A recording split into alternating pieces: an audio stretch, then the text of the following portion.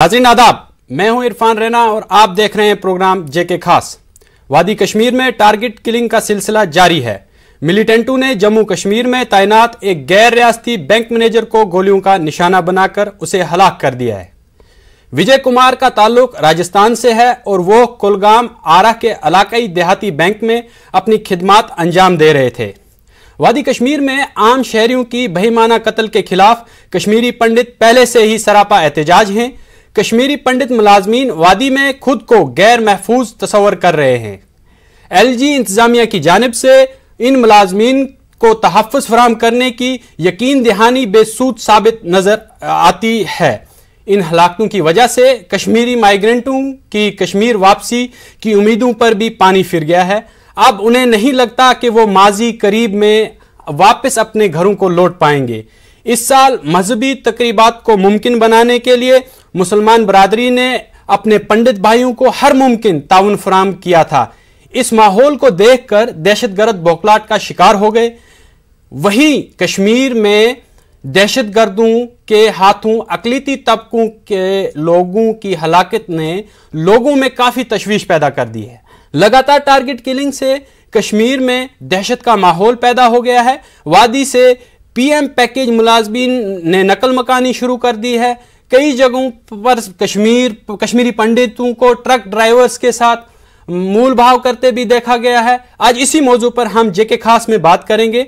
हमारे साथ प्रोग्राम में चंद मेहमान भी जुड़े हैं। इससे पहले हम ग्राउंड जीरो पर चलते हैं हमारे नुमाइंदे ज़हूर रिजवी के पास, जो इस वक्त ग्राउंड जीरो पे मौजूद हैं।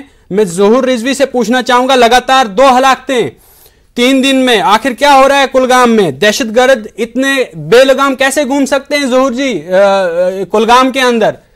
आज फिर एक गैर रियासती शख्स को गोली मारकर हलाक कर दी दहशतगर्दों की जानिब से। क्या कहेंगे इस वक्त, क्या सूरत हाल है आपकी, जमीनी सूरत हाल इस वक्त वहां पर? देखिए इरफान, मैं आपको कहूं कि मैं अभी ग्राउंड पे हूं और ये बिल्कुल कैमरामैन दिखा सकते हैं, ये ईडीबी है यानी कि इलाकाई देहाती बैंक। इसकी ब्रांच है, ये अरब महनपुरा जगह का नाम है। और जैसा कि सुबह से ही हम अपडेट कर रहे हैं और हम आपको बताएं कि 3 दिन के अंदर ये दूसरी टारगेट किलिंग है। पहले रजनीबाला, जैसा कि पहले भी हमने आपको बताया कि गवर्नमेंट हाई स्कूल गोपालपुरा के करीब स्कूल के बिल्कुल गेट के पास उनको गोली मारकर जो है हलाक किया जाता है। उसके फौरन बाद आज यानी कि आज सुबह सवेरे जो ही विजय कुमार जो हैं इस ब्रांच के जो हेड है वो अंदर दाखिल होते हैं तो उन्हें भी गोलियों का निशाना बनाया जाता है। उसके फौरन बाद चूंकि यहाँ से उन्हें सरकारी अस्पताल में दाखिल किया जाता है जहाँ वो जख्मों की ताब न लाकर दम तोड़ बैठे। जरूर जी, मैं आपसे पूछना चाहूंगा, हम आपको बताएं कि ये बहुत बड़ा चैलेंज है। अगर सिक्योरिटी नहीं थी क्या इस जो जहाँ पर ये तैनात थे बैंक मैनेजर, क्या वहां पर सिक्योरिटी नहीं थी? देखिए मैं आपको बताऊं कि यूजुअली जो ब्रांच में होता है वो 12 बोर की राइफल्स होती हैं जो शिकार खेलने के लिए काम आती है। और 12 बोर की राइफल लेकर जो है आप उसको सिक्योरिटी नहीं बोल सकते। और सिक्योरिटी चूंकि नामुमकिन सी बात है कि हर जगह पे यहाँ पे लाखों हजारों की तादाद में ब्रांच हैं और वहाँ पे सिक्योरिटी तैनात करना या हर एक जगह पे सिक्योरिटी फराहम करना, ये सिक्योरिटी के लिए एक बहुत बड़ा चैलेंज है। और चूंकि अगर हम बैंक्स की बात करें तो यहाँ 12 बोर राइफल्स लेके जो सिक्योरिटी गार्ड होते हैं तो वो मुकाबला नहीं कर सकते, उसको हम सिक्योरिटी नहीं बोल सकते। और वैसे भी ये काफ़ी हसास इलाके हैं, जैसा कि हमने कई बार न्यूज़ में चलाया कि ज़िला कुलगाम की अगर हम बात करें, आए दिन एनकाउंटर्स होते हैं, आए दिन किलिंग्स होती हैं। तो ये ऑब्वियसली एक हसास इलाका है। सेंसिटिव होने के नाते जो हैं यहाँ पे पहले ही ये प्रिवेंटिव मेजर्स लिए जाने चाहिए थे।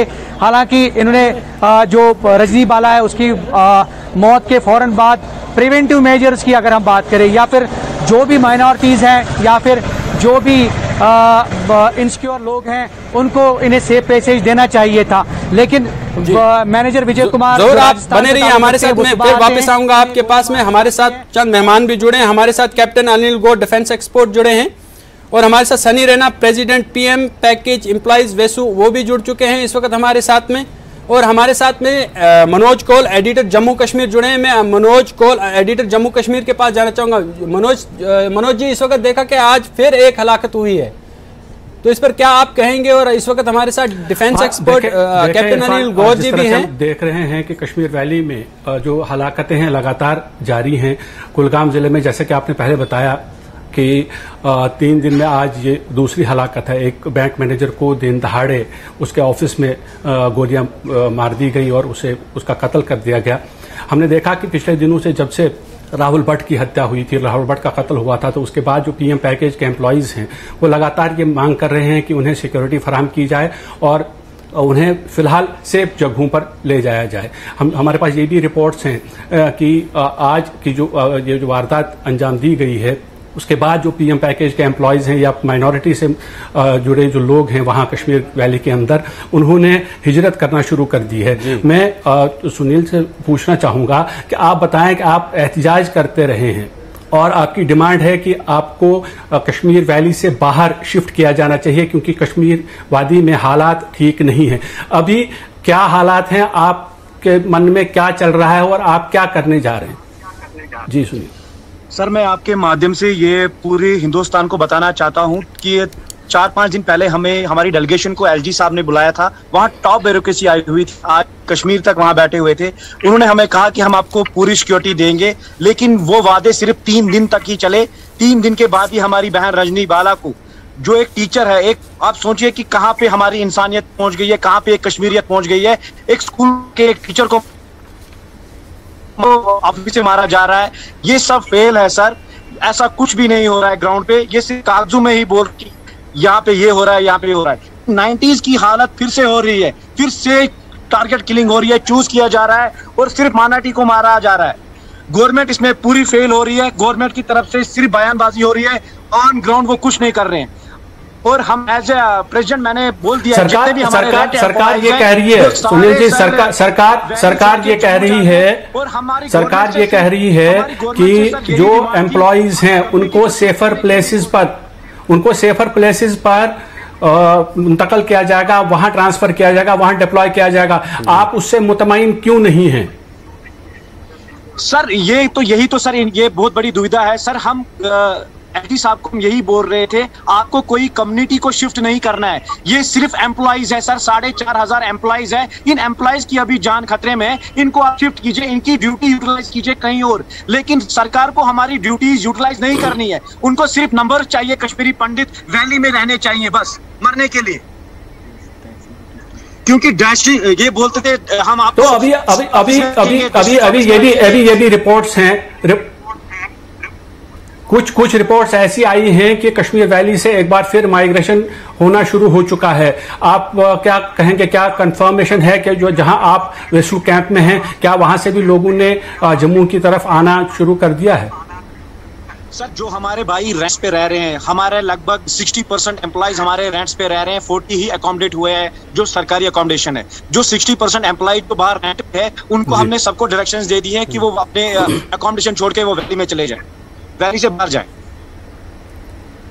क्योंकि सरकार फेल हो चुकी है हर किसी चीज में, हर किसी मैनर में वो फेल हो गई है। हमारे साथ कैप्टन अनिल गौर भी जुड़े हुए हैं, वो सलामती उमूर के माहिर हैं। कैप्टन साहब, आपसे ये जानना चाहेंगे कि जिस तरह के हालात कश्मीर वैली में हैं, जो टारगेट किलिंग्स का सिलसिला जो जारी है, आप इसको कैसे देखते हैं और आपको क्या लगता है कि किस तरह के स्टेप्स उठाए जाने की जरूरत है ताकि जो आम शहरी हैं जिनको निशाना बनाया जा रहा है उनकी सिक्योरिटी को पॉसिबल बनाया जा सके? कैप्टन साहब। देखिए, ऐसा है कि जो चुनाव शुरू किया ये सिर्फ इससे शुरू किया कि माहौल है। हिंदू, मैं कहूँगा कश्मीरी पंडित नहीं, पर जो हिंदू लोग हैं वहाँ पे जो वापस आ रहे हैं और जो वहाँ बस रहे हैं, ये उनको टारगेट करके उनको वहाँ से फिर भगाया जाए।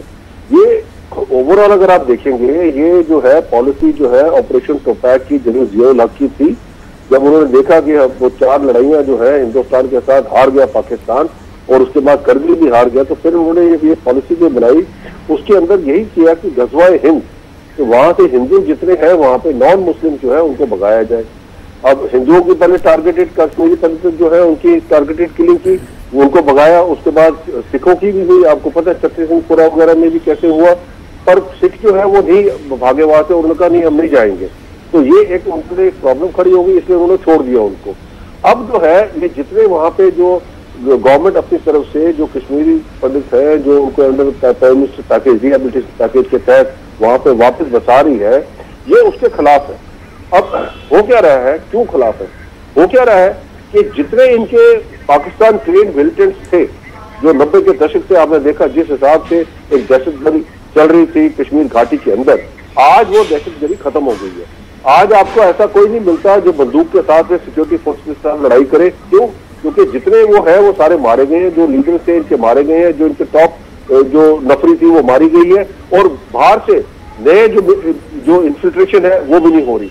अब इन्होंने क्या किया है, जो इनके अंडरग्राउंड ओवरग्राउंड वर्कर जो है जो कश्मीर घाटी के अंदर, उनको ये एक इंस्ट्रक्शन दे दी है कि आप इस हिसाब की टारगेटेड किलिंग करिए ताकि एक दहशत का माहौल बन जाए।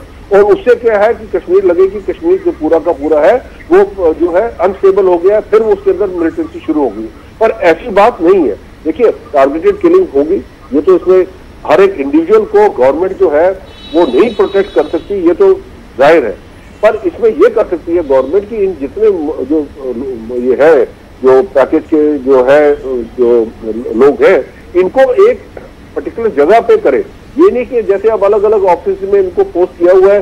अब देखिए मेरे को एक बहुत हैरानगी की बात है, ये JNK बैंक है और वहां के इलाके देहाती बैंक है, इसके अंदर कोई गार्ड भी नहीं है कि वो अंदर आता है, शख्स आता है, तो इसका मतलब कुछ ना कुछ हमारी जो सिक्योरिटी सेटअप का है, जो जम्मू कश्मीर के पुलिस का और जो बैंक उनके जो है उसके अंदर। अनिल जी मैं रोकना चाहूंगा यहाँ पे, जहां पर भी कश्मीरी पंडित या कोई भी अकलीती तबके से ताल्लुक रखने वाला मुलाजिम है, क्या उन स्कूलों को प्रोटेक्ट नहीं कर सकती है गवर्नमेंट? क्या ये हिकमत अमली नहीं होनी चाहिए गवर्नमेंट के पास में कि जहां पर भी हमारे हिंदू जो उस्ताद हैं या किसी दूसरे महकमे में मुलाजिम हैं, तो वहां पर उनको एक प्रोटेक्शन दी जाए?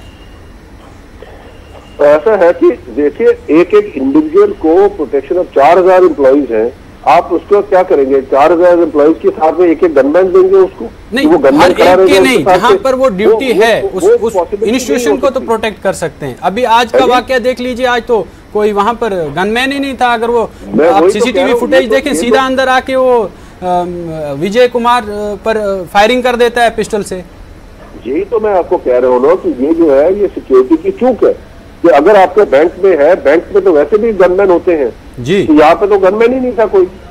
तो ये तो बाकी आप कहें बाकी इदारे जो है स्कूल वगैरह में तो गनमैन नहीं होते, और बैंक में तो गनमैन होते हैं। तो अगर गनमैन यहाँ नहीं था, अब इसका पता लगा रहा है क्यों नहीं था वहां पे गनमैन। अगर गनमैन वहां डिफ्यूज था, वो कहाँ गया है, तो उसके खिलाफ कार्रवाई होनी चाहिए।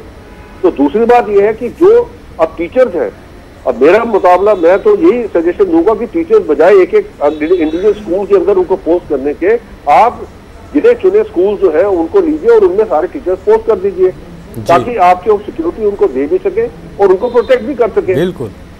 तो बजाय इसके कि आप जिस हिसाब से एक किसी और स्कूल में कोई और एक स्कूल में तो इंडिविजुअल एक एक को ना आप सिक्योरिटी प्रोवाइड कर सकेंगे और ये कार्रवाई चलती रहेगी। इसी हिसाब से जो गवर्नमेंट एम्प्लॉइज है जो दफ्तरों में काम कर रहे हैं, उनको भी आप उसी हिसाब से रैशनलाइज कीजिए, बजाय इसके कि क्योंकि ये जो प्राइम मिनिस्टर पैकेज है इसकी एक बड़ी खासियत थी उसके अंदर की, उसमें लिखा था कि भाई आपने जो है नौकरी उसी जगह करनी जहाँ के आप रहने वाले हो।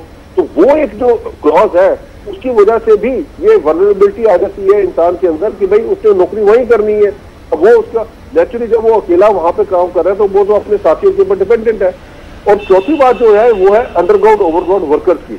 अब इसके लिए जो है जम्मू कश्मीर पुलिस की इंटेलिजेंस विंग और जम्मू कश्मीर पुलिस को बहुत काम करना पड़ेगा, क्योंकि जब तक ये अंडरग्राउंड ओवरग्राउंड वर्कर जो है जब तक आप इनको नहीं शिनाख्त करके पकड़ेंगे तब तक ये टारगेटेड किलिंग चलती रहेगी।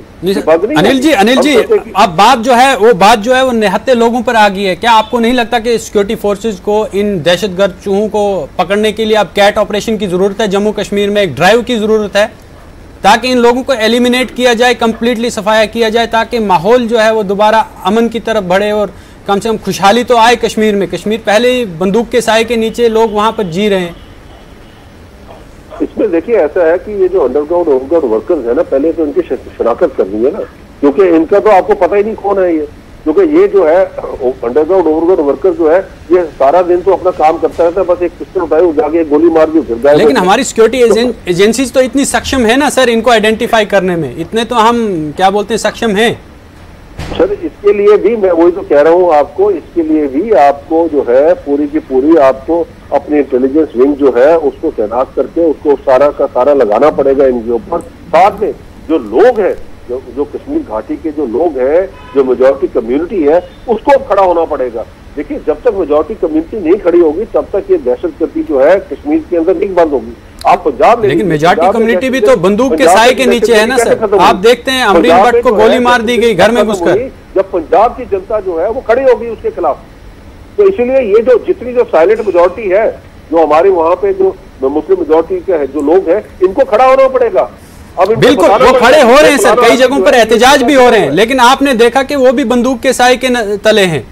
कब टारगेट किलिंग, क्योंकि वो भी निहत्ते हैं बेचारे, वो उन लोगों पर भी तो गोली चल सकती है सर।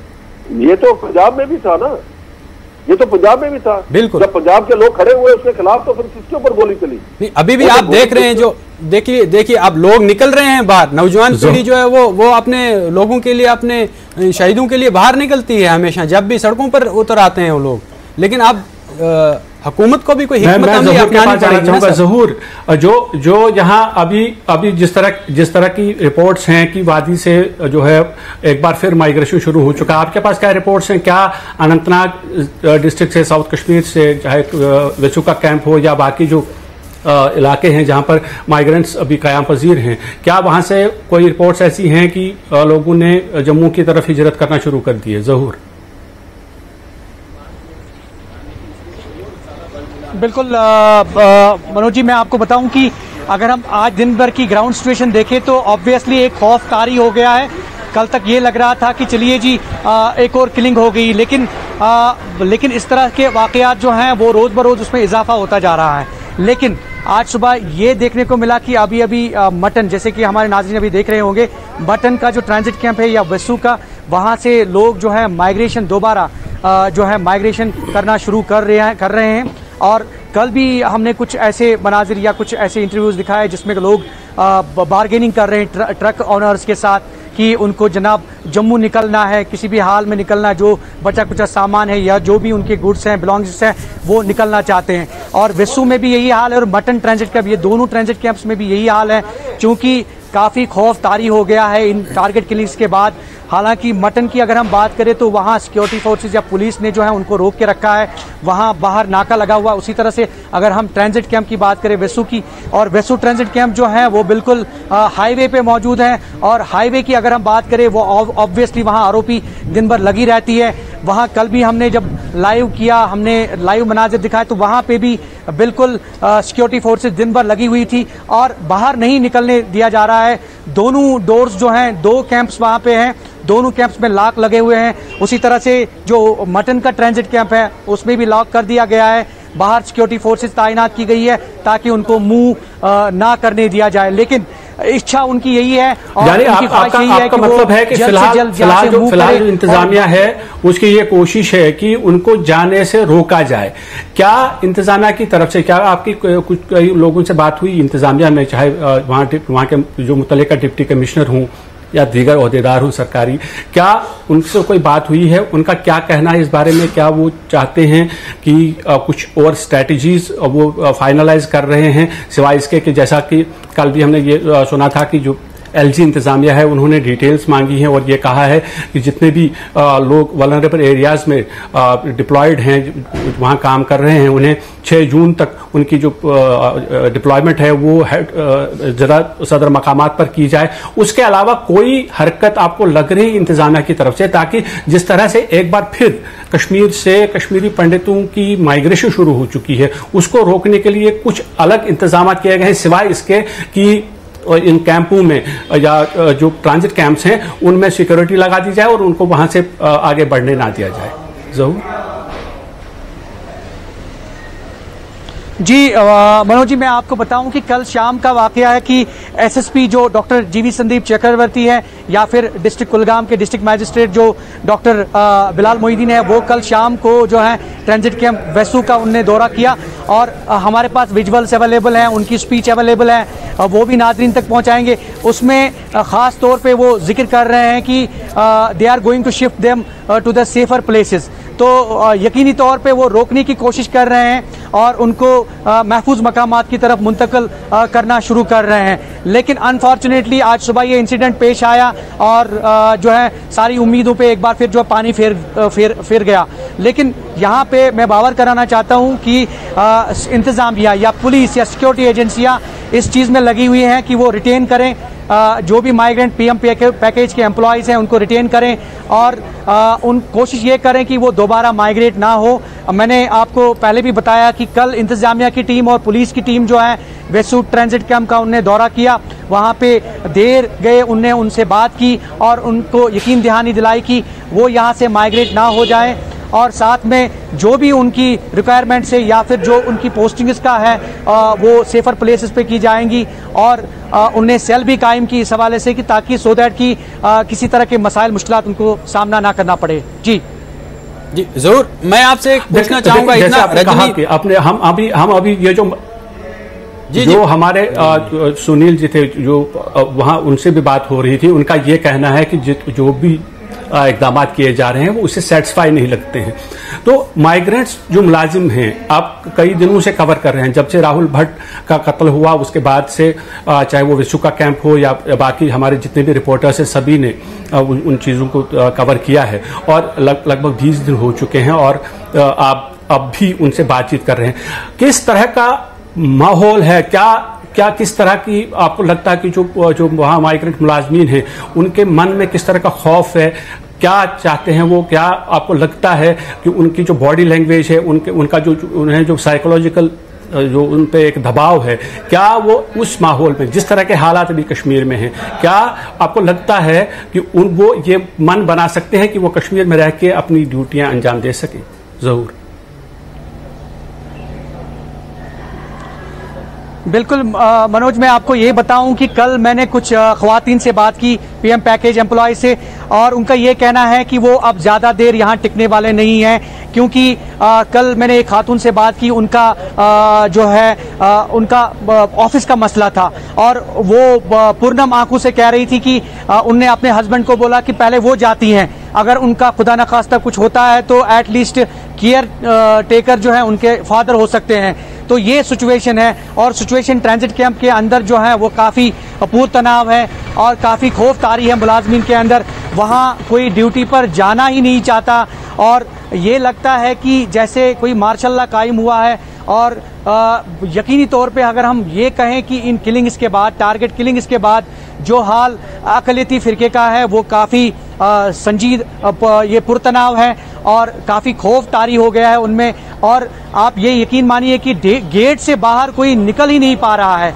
अगर किसी को कुछ घरेलू काम है वो घरेलू काम से निकल ही नहीं पा रहा है, पहले उनको सिक्योरिटी कंसल्ट लेनी पड़ रही है तब जाके वो बाहर निकल रहे हैं गेट से, चाहे वो ऑफिस का काम है, चाहे वो घर का सामान लाना हो, चाहे सब्जी है। और मैंने कल देखा इवन एक कुछ लोग जो थे बाहर के वेंडर्स वो अब अंदर ट्रांजिट कैंप्स में आ रहे हैं, सब्जियां प्रोवाइड कर रहे हैं, राशन प्रोवाइड कर रहे हैं। इसका मतलब ये है कि सिचुएशन काफी जो है काफी खौफ उनमें तारी हो गया है और वो बाहर निकलने की कोशिश नहीं कर रहे हैं।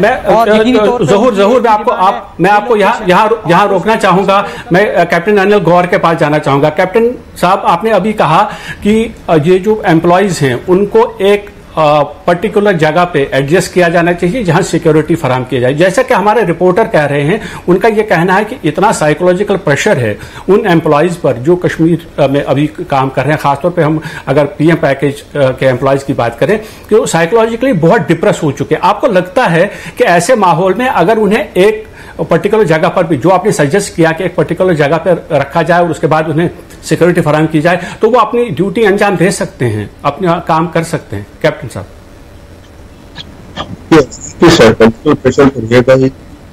नहीं है, क्योंकि जब किसी को भी पता लगता है कि टारगेटेड किलिंग है, ये तो सिर्फ सिक्योरिटी फोर्सेज होते हैं जिनको पता है कि हमने दुश्मन के साथ लड़ाई लेनी है और जान अपनी जो है वो हथेली पे रख के करते हैं। उनके अलावा जितने भी सिविलियन होते हैं तो उनको अपनी जान का ही खतरा लगा रहता है और इसीलिए वो साइकोलॉजिकल प्रेशर के अंदर रहते हैं। तो इसमें ये होगा कि अगर ये सब जो है मुलाजिम जो है अगर ये पर्टिकुलर एक ऐसे एस्टेब्लिशमेंट के अंदर ही हो तो उनको प्रोटेक्शन जो है वो आसानी से दी जा सकती है। और इसके साथ साथ देखिए एक चीज मैं बता दूं आपको, ये जो दौर है मिलिटेंसी का, ये दौर है पूरा एंड दौर है, क्योंकि ये लास्ट हथियार होता है मिलिटेंसी के अंदर कि ये टारगेटेड किलिंग शुरू होती है। क्योंकि जब ये टारगेटेड किलिंग शुरू हो तो इसका मतलब आप ये समझ लीजिए कि दुश्मन के पास जो है, जो उससे पहले जितना भी इसने जो 90 के दशक से किया है उसके अलावा अब उसके पास कुछ नहीं बचा। अब सिर्फ ये बचा है कि एक जो है दहशतगर्दी। मैं रोकना चाहूंगा अनिल गौर जी, मैं आपको रोकना चाहूंगा। इस वक्त फारूक रिंजू शाह सोशल एक्टिविस्ट हमारे साथ में मौजूद हैं। मैं फारूक साहब से पूछना चाहूंगा, फारूक साहब दिन ब दिन दहशतगर्दाना कार्रवाइयां जो हैं जम्मू कश्मीर में तेज होती जा रही हैं। अब तो पिस्टल टेररिज्म आ गया, अब निहत्थे लोगों पर बारी आ गई है। आप क्या कहना चाहेंगे इस पे?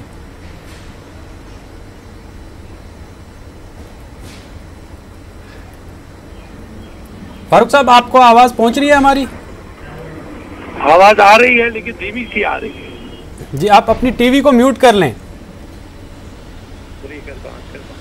मैं दोबारा सवाल आपसे पूछना चाहूंगा कि जम्मू कश्मीर में जो है दहशतगर्दाना कार्रवाइयां जो हैं वो अब निहत्थे लोगों पर शुरू हो गई हैं। अब आम लोगों को, आम अकलीती फिरके के लोगों को, आम शहरियों को निशाना बनाया जा रहा है। आप क्या कहना चाहेंगे इस पे? आप मुझसे सवाल कर रहे हैं? जी जी, फारूक साहब आपसे सवाल कर रहा हूँ। हाँ, शुक्रिया शुक्रिया। देखिए, मैं आपको बताऊं कि ये बराबर 90 टाइप सिचुएशन हो रही है। जैसे उस वक्त भी इंजीनियर की गई एक पॉलिटिकल क्लास था जो मुसलमानों को बदनाम भी करना चाहता था, एट द सेम टाइम पंडितों को निकालना भी चाहता था। तो इसी टाइप का ये भी हो रहा है, कश्मीर को बदनाम करने की साजिश हो रही है, but at the same time इस वायलेंस को इस्तेमाल किया जा रहा है वो पॉलिटिकल पावर रिगेन करने के लिए, जो आम परसेप्शन है इस वक्त कश्मीर में। बिकॉज एवरीबडी इज कंडेमिंग, सब कंडेम कर रहे हैं, हम कंडेम कर रहे हैं। क्यों इनोसेंटों को मारा जाए, क्यों पंडितों को वापस निकाला जाए, बहुत मुश्किल से ये वापस आ गए हैं। क्यों कोई नॉन लोकल जो यहाँ पे काम कर रहा है, लेकिन जो दहशतगर्द है वो ये नहीं चाहते ना रिंजू साहब, वो ये चाहते नहीं है कि लोग वापस आए, वो कल्चर, वो ट्रेडिशन दोबारा रिवाइव हो जम्मू कश्मीर में। ये कभी नहीं चाहते थे। अदरवाइज इनका पहला इलेक्शन का मैनिफेस्टो नंबर 1 होता कि हम तब तक इलेक्शन ही नहीं करेंगे जब तक सारे कश्मीरी पंडित यहाँ वापस ना आए। एक्चुअली ये कश्मीरी एक्सोडस को एज अ वोट बार्गेनिंग के लिए इस्तेमाल करते हैं। चलिए रिंजू साहब, आप हमारे साथ बहुत लेट जुड़े हैं तो टाइम वक्त की कमी है, माजरत चाहेंगे। आप सभी मेहमानों का बहुत बहुत शुक्रिया।